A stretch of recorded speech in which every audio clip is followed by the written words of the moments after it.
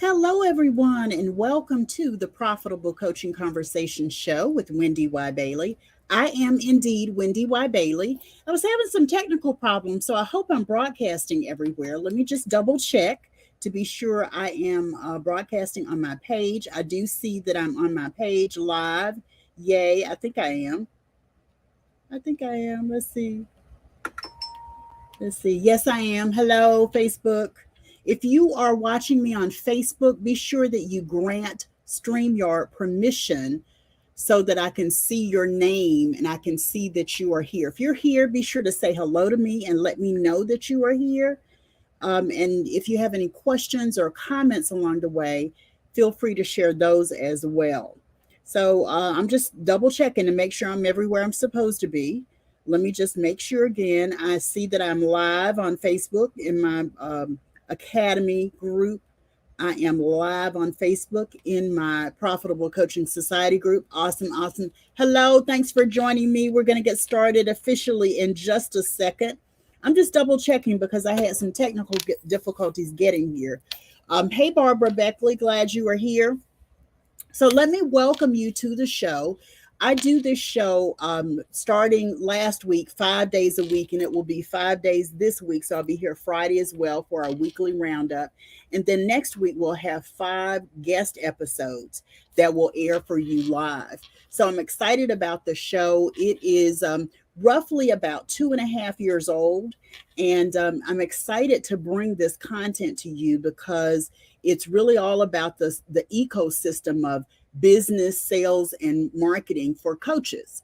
So, a lot of what I talk about is related to how you grow and scale your coaching business, what you do to build infrastructure, sometimes systems and tools. It's also about your marketing messaging and sales. Sales is about systems, it's about understanding the language of selling and all of that good kind of stuff. So everything I bring in the way of a topic or a guest is related to that. I've had some amazing guests, and next week I think you're going to be really, really excited about who's coming up. And I will tell you who's coming up tomorrow in the weekly roundup so you know who to expect and how you can plan for it. I'm Wendy Y. Bailey. Everybody calls me Wendy Y. And I'm a 20 plus year veteran master business and sales coach. I hold a number of certifications and designations. And, more importantly than that, I've been through a whole lot. I've coached a whole lot. I've learned a whole lot, and I'm always imparting my wisdom to the communities that I serve. So there are communities on all of these platforms, and I love sharing what I know with you. Today's topic is all about what you need to know to drive creativity, innovation, and transformation in your coaching business. Doesn't that sound yummy? What you need to know to drive creativity, innovation, and transformation in your coaching business. Now, it's kind of funny because this topic came because I did a special episode on the future of coaching. It's in my society group. So if you're watching me from the society, go over there and make sure that you catch the full scope of what I shared. But one of the things that I talked about was what would drive creativity, innovation, and transformation in your coaching business in 2023. And the two things that I talked about is what I'm going to be talking about today: content and process. Content and process will drive creativity, innovation, and transformation in your coaching business. As a reminder, I am sharing this content as a preview to an upcoming masterclass I'm hosting in February. There's still time for you to sign up for it. Go to elevatewithwendy.com and you can sign up for it there. So let's kind of get into this topic. I told you content and process will drive creativity, innovation, and transformation. But let me sort of take a step back and talk to you about creativity in coaching. I talked a little bit about it yesterday. I'll say a little bit more today. Innovation in coaching. My bio says that I was called a force of nature because of my fierce approach to innovation. That's how my bio reads. And innovation is really just getting ahead of the trends, right? Getting ahead of what everybody else is doing something, zigging when other people are zagging, and making sure you know the trends and feeling like you can be different. You can innovate do something different. And I feel like I've done that in a lot of areas of my business, like every day, every day. And then transformation is why your clients hire you as a coach. Your clients want to know that they're going to be different after being working with you than they were when they came to work with you. They're looking for a specific type of transformation, and it is your job to actually deliver that to them. So let's talk about content. I really am a content machine. And it's because very early on in my coaching business, I came to understand content probably in a different way than most people. Most people see content as, you put together an ebook, or you put together a one sheet, or, something like that. Well, early on, I came to understand that content was any piece of credible knowledge that is high value, that you use to impart wisdom on the communities you serve, your tribe, your potential clients, your most ideal clients. And that doesn't speak about delivery. I'm going to talk about delivery in just a second. But when I talk about content being high value, being a tool that you use to impart your wisdom and add value, it really opens up the world for you to understand content in a whole different way. At least I hope it does, right? Most people see content very linearly, but it's not. I don't know if linearly is a word, but linear, and it's not. Think about everything you say and do, every post you put out in social media as a piece of content.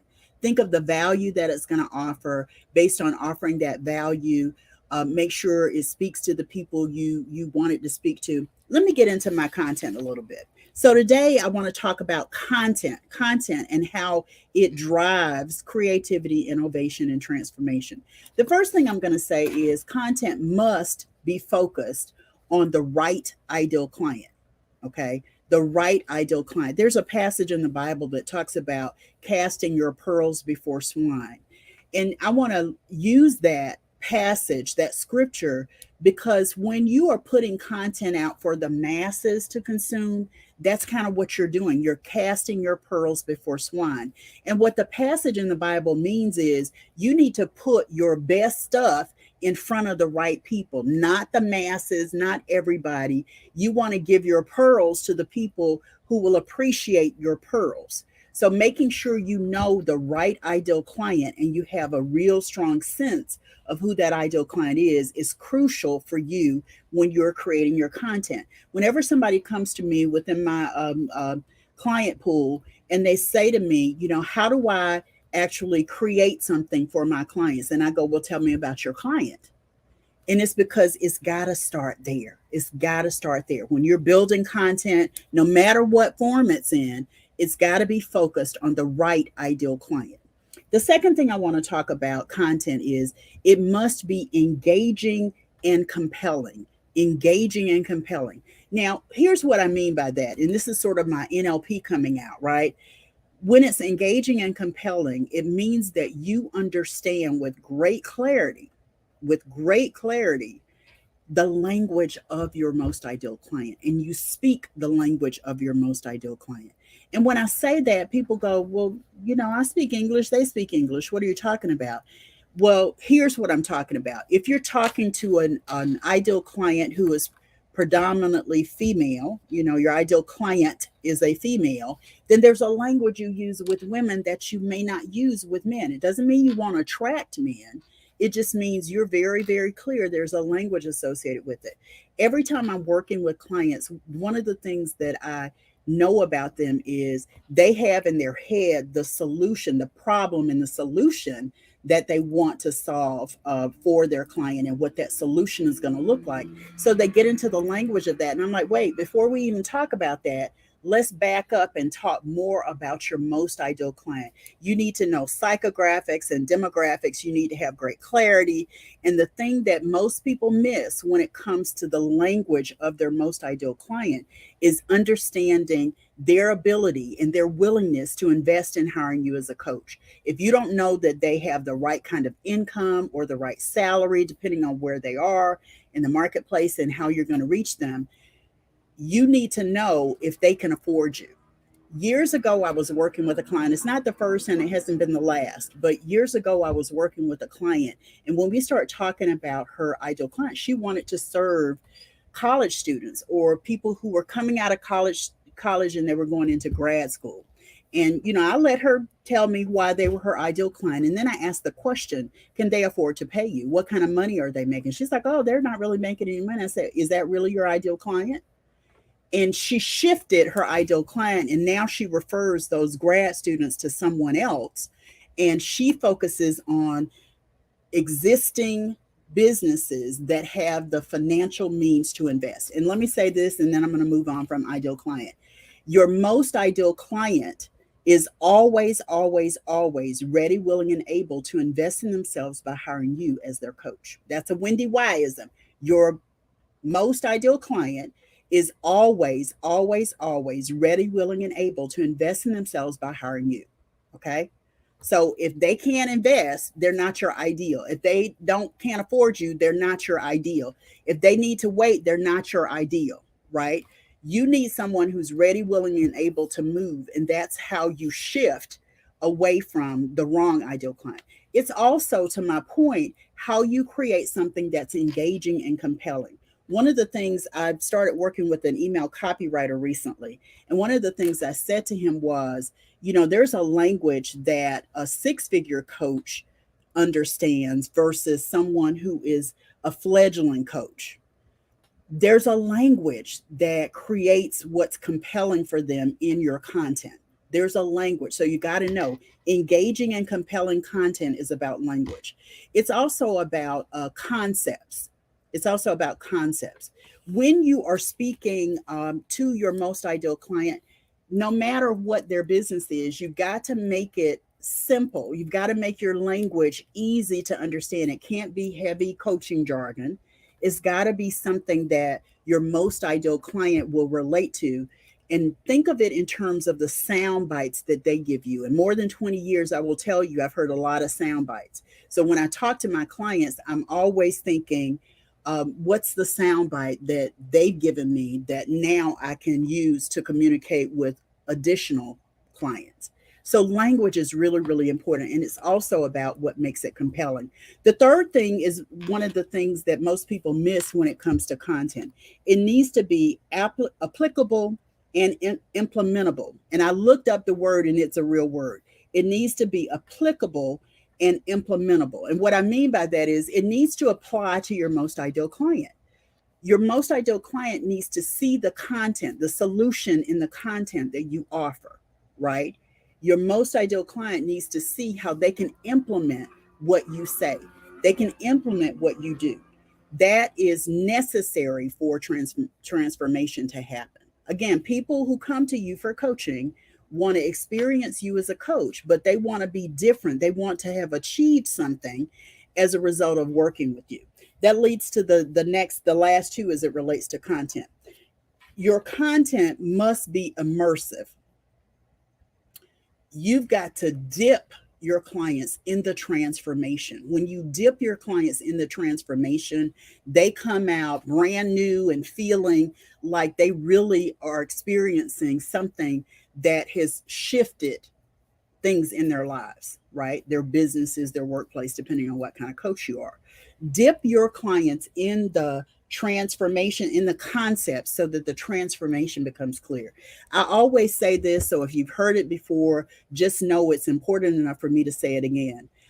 There's a Chinese proverb that says, I see, I remember, I hear, I forget, I do, I understand. That's what I mean when I talk about it being applicable and implementable. They've got to be able to apply it and implement it. You've got to dip them in the concepts so that it's something they're basking in. It's something that they recognize is life changing for them, right?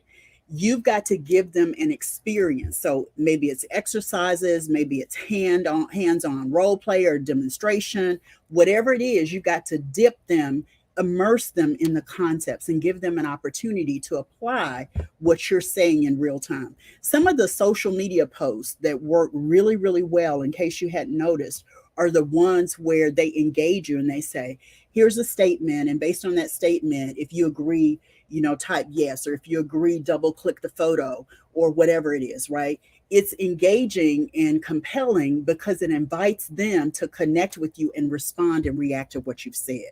The same thing is true of your coaching program, services, and products. Your social media content, wherever you're posting, whatever content you're creating, needs to create that same kind of experience, that same engagement, that same kind of reaction that you want people to have. One of the things I love posting about on Facebook in particular is I do a nightly affirmation, right? I grab it from an app that I have and I post it. And it's so cool to see people respond to that, right? People respond to things that connect with them. People respond to things that are meaningful to them. Your content must be the same. Then the last part about content I want to say is your content must be simply structured with a clear path to a solution, results, desired outcomes, and transformation. Let me say it again. When you're creating content, it needs to have a simple yet structured path to a solution, to results, to desired outcomes, and to transformation. Your clients are looking for that. They want to know that you know how to deliver them to that transformation and you understand the path to do that. Now, in just a second, I'm going to talk about process, and I know that'll give you a little bit more insight.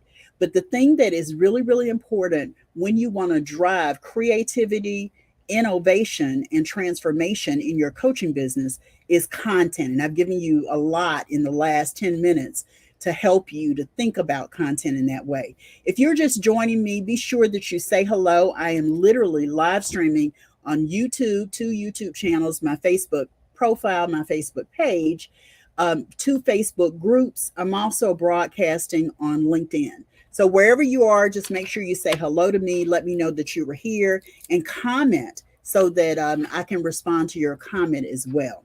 So I told you content and process drive creativity, innovation, and transformation. If you're catching me on the replay, be sure that you type #replay so that I know you were here. And if you have questions, you can post those. And I will come back to all of the platforms just to make sure I get your questions answered. Okay. So let's talk about process. In my early days in my corporate career, I worked with IT telecom kind of company. And I say both because they kind of did both, right? And I was a process engineer. And what that meant is within the organization, I managed certain processes. And in managing processes, I got to know process engineering really, really well, understanding the steps that it takes to flow through a particular system, understanding how to re-engineer the process and make it better and always make changes to evolve it and improve it, right? And to me, that concept is still very, very that way of thinking is still very, very important when you're talking about driving creativity and innovation and transformation. Process, as I talk about it in the next few minutes, is all about technology is one, methodology is another one, and then resources is a third one. So when I talk about process, I want you to keep in mind. When I talk about technology, I'm talking about different applications you may use, different systems you may plug into your process, whatever you're doing to make the process easier, to streamline the process with technology is what I'm talking about. Okay. Whatever that is, whatever that is. Some people use, and let me give you a quick example when I say technology in this context. For me, I have a certification program coming up. And, for me, it was necessary for me to simplify that. And technology is a great way to simplify whatever your process is. The enrollment process for my certification program includes an application. It includes an application. And when I start really, really thinking about it, I was like, I don't want people to have to print something out. I don't want them to have to kind of figure out where to go. I created an online application, and that technology that I use simplifies the process for everyone. They don't have to look in their email for paper. They don't have to look for anything. It's right there online, and that's important, right? So think about technology and how technology can improve and enhance your process, okay? Methodology, and I want to say a lot about methodology because what happens is as coaches, we get into this groove around how we coach and what we coach on. And I think that's really, really great, right? The thing that's important about the groove is we begin to document that so we know what that methodology is. Imagine, think of it this way. I'm going to use a little bit of a picture. Think of it this way. This is a candle and it's in a jar, right?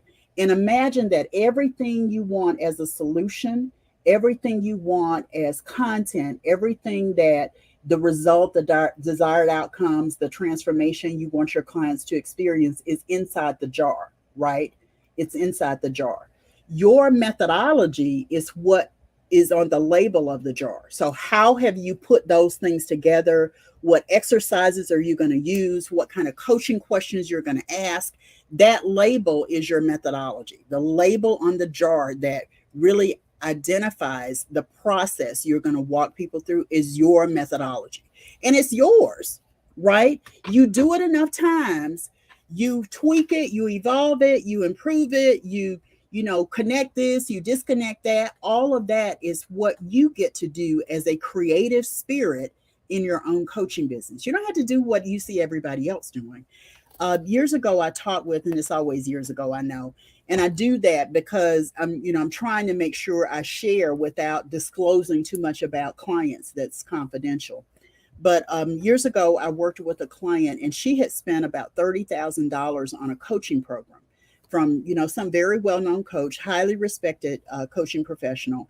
And when she walked away, she felt she had a lot of information, but she had spent all of this money and didn't have her own stuff. And I was like, well, yes, you do have your own stuff. Let's look at what you learned and let's look at what you already have, and let's put what you know, what you have, and then and bring it all together to create something that's uniquely yours. And that's what we did.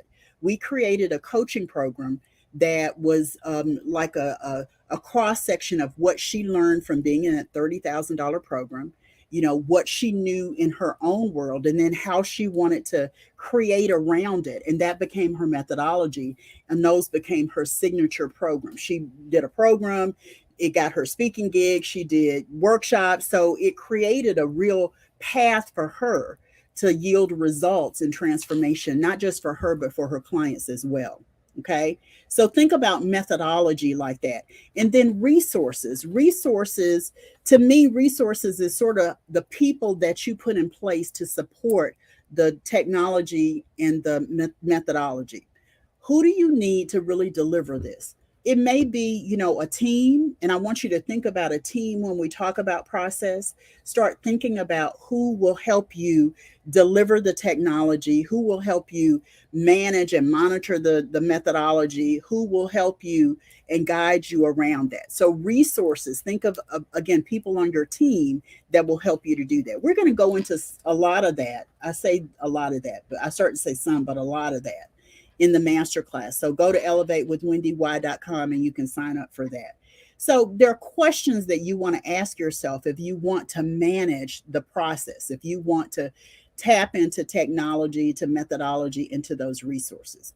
And there are 4 that I'm going to give you. I might give you a 5th one, but for now I'm going to give you 4.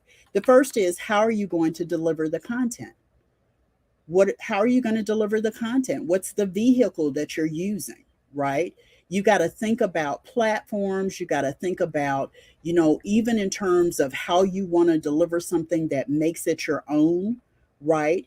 And the best kind of programs are hybrid programs where there's some do-it-yourself content, there's some done with you content like group coaching or one-on-one coaching, or there's some done for you kind of content, so that it's, you're actually creating something for them. You're actually doing something for the client as part of the program. So how do you deliver the program?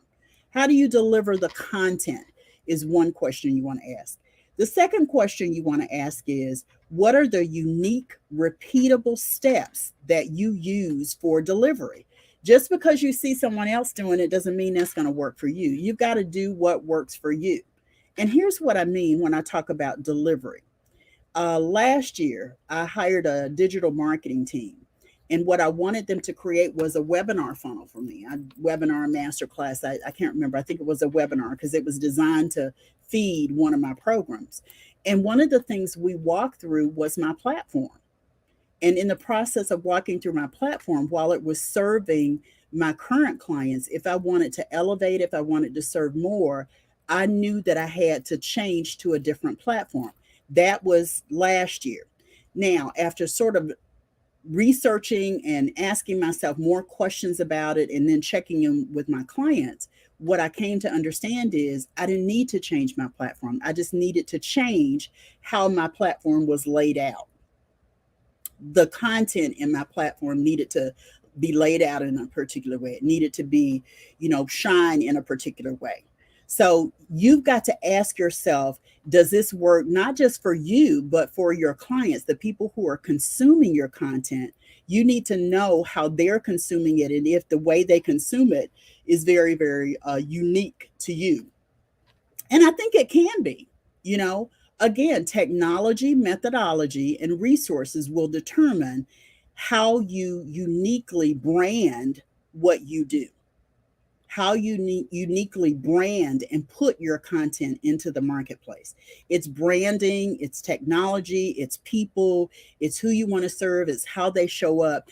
When I talk about ideal client clarity and the power of one, and if you've been around me, I've said it a lot of times, but basically I say one ideal client. Earlier, I talked about your most ideal client. One ideal client, one core problem, and one comprehensive solution. That's how you begin to define yourself and set yourself apart in the marketplace, right? One ideal client, one core problem, and one comprehensive solution. Well, Wendy, why? I have lots of, you know, problems that my client is facing. Fine, put them in a list and rank them, and then create a program for the one that is the most pressing problem that your ideal client is facing. That's how you prioritize and what you do. You can't solve all of them at one time. And I have to tell you that over 20 plus years, the thing that has helped me is listening to the questions that clients ask. And based on listening to the questions that clients ask, then what I'm able to do is create a piece of content that addresses that question. I don't have to create a whole new program. I just need to make sure the question is answered. Then I can direct people to the pieces of content because the questions are going to be coming up again, right? So when I talk about one ideal client, one core problem, and one comprehensive solution, what I'm saying to you is the clearer you are about the one ideal client, one core problem, one comprehensive solution, the richer the program, the richer the content is going to be that you create to serve that one ideal client. It's also where you get to be unique, right? I call certain things, this is the Wendy Y way of doing things. The ideal client clarity and the power of one is a Wendy Y-ism. That's one of my catchphrases. I charge for that as a Wendy Y catchphrase. It's one of my isms. So as you build out your comprehensive solution to address the core problem your ideal client is facing, you get to be very, very creative and innovative in how you deliver the transformation to them. So those are the first two questions. How do you deliver the content? And what are the unique, repeatable steps that you use for delivering the content? That's a question. The third question, okay, come on, phone. The third question is, how does your delivery set you and your content apart from others? How is it different? You may be using the same tool or technology, but what makes it different is how you shape it, how you design the path for clients. I know some of this sounds like it might be a little bit over your head. I hope not. I hope you're getting it. But of course, if you have any questions, post your questions and I'll be more than happy to answer. The last question that I want you to think about as it relates to process, and remember, we're talking technology, methodology, and the resources, is what makes the delivery work so well for your clients. What makes the delivery of the content and the process that you've outlined work so well for your ideal clients? Are they getting transformation in little bitty bites? Are they moving toward like a massive transformation? You get to decide how that works. It's all about your choices. It's all about your creativity. It's all about how innovative you want to be to serve your most ideal clients. It's all about how you marshal resources to do that. It's all about how you constantly tweak your methodology. All of that becomes really, really important. I told this story once before, but I want to share it here. In 2016, I had come back to the marketplace after being ill for about 15, 18 months. And I was kind of like, okay, this is all I got to do. I'm officially unemployable.